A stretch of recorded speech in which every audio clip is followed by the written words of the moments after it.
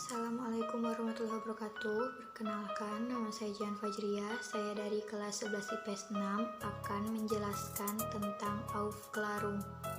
Jika masa Renaissance merupakan peralihan dari zaman pertengahan ke zaman modern dan dianggap sebagai masa peremajaan bangsa, maka peristiwa Aufklärung merupakan masa pendewasaan bagi bangsa Eropa. Meski keduanya sama-sama membawa pencerahan bagi penduduk Eropa, tetapi ternyata kedua peristiwa ini sangat berbeda. Aufklärung berasal dari bahasa Jerman yang berarti pencerahan, sedangkan dalam bahasa Inggris Enlightenment.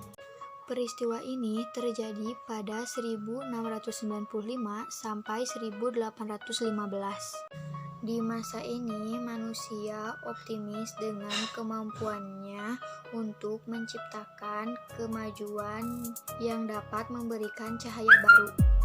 Hal ini adalah kemajuan ilmu pengetahuan.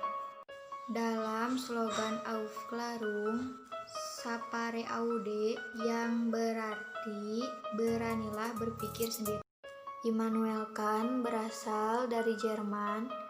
Ia mengajak orang-orang semakin berani dan bebas menggunakan akalnya. Karena menurut Immanuel Kant, manusia masih belum yakin akan kemampuannya akal untuk menciptakan kemajuan dan kebahagiaan. Tokoh-tokoh yang terlibat dalam peristiwa Aufklärung. Tokoh Inggris. 1. Francis Bacon. Tokoh awal yang berasal dari Inggris dengan gagasan bahwa manusia harus bertindak sendiri dengan kekuatan ilmu pengetahuan dan tidak tergantung kepada Tuhan.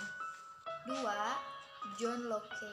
Pendapat bahwa manusia diatur oleh hukum kodrat dan setiap individu memiliki hak yang tidak boleh dirampas. Untuk itu, pemerintah sebagai pemegang kekuasaan harus diatur juga oleh hukum. Selanjutnya, tokoh-tokoh Aufklärung dari Prancis.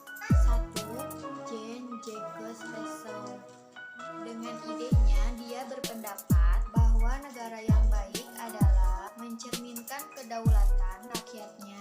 Dari gagasan ini dianggap sebagai pendukung demokrasi. 2. Voltaire adalah seorang reformasi sosial yang menurutnya dengan reformasi sosial maka dapat memperbaiki kehidupan rakyat dan tidak kesewenangan. Ia juga sering memberikan kritik tajam untuk mendukung hak manusia, kebebasan sipil, beragama, dan pengadilan yang baik. Pemikiran yang muncul akibat Aufklärung. 1. Rasionalisme. Pendekatan filosofis yang menekan akal budi sebagai sumber ilmu pengetahuan. 2. Empirisme. Pendekatan filosofis yang menekan pengalaman sebagai ilmu pengetahuan. 3. Kantinisme. Paham yang mencoba merumuskan kebenaran ilmu pengetahuan dari pengalaman dan akal budi. Tokoh yang mencetuskannya ialah Immanuel Kant. 4. Idealisme.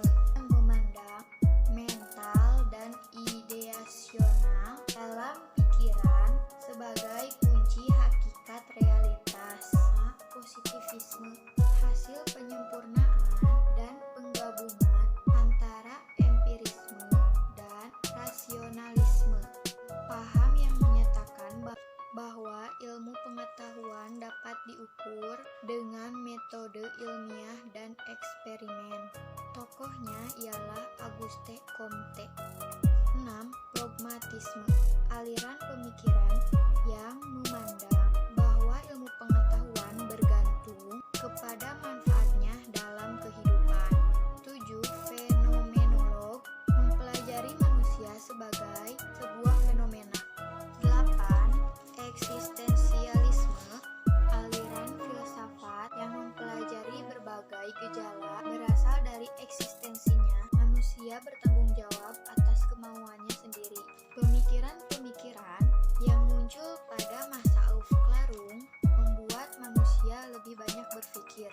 berinovasi.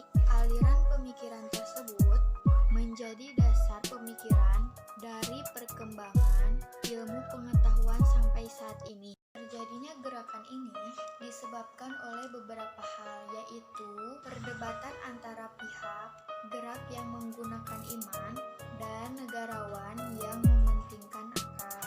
Pemaksaan oleh pihak gereja kepada masyarakat untuk melaksanakan doktrin dan melupakan kebudayaan Yunani dan Romawi kuno.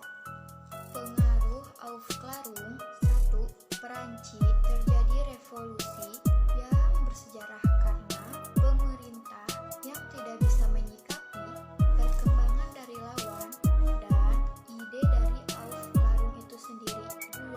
Paham-paham baru tumbuh subur, semakin besarnya bebas masyarakat untuk berpikir seperti rasionalisme, empirisme, kantianisme, idealisme, parsitisme, dan lain-lain, berdampak kepada penyebaran ilmu pengetahuan yang semakin luas. Sebagai negara jajahan Eropa, Indonesia juga merasakan dampaknya, dan hal tersebut terlihat dari politik etis oleh pemerintah kolonial Belanda. Sekian, terima kasih. Maaf bila ada kesalahan. Assalamualaikum warahmatullahi wabarakatuh.